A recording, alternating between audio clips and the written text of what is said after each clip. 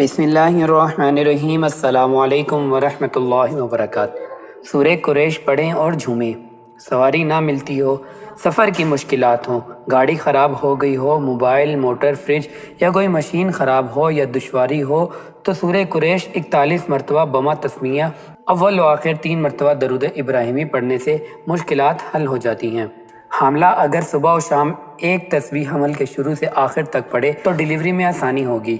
گھر کے راشن پر 101 مرتبہ پڑھنے سے برکت ہوگی، کبھی کمی نہ ہوگی۔ ہمیشہ کے لیے گھر سے بیماریاں، مشکلات ختم ہو جائیں گی۔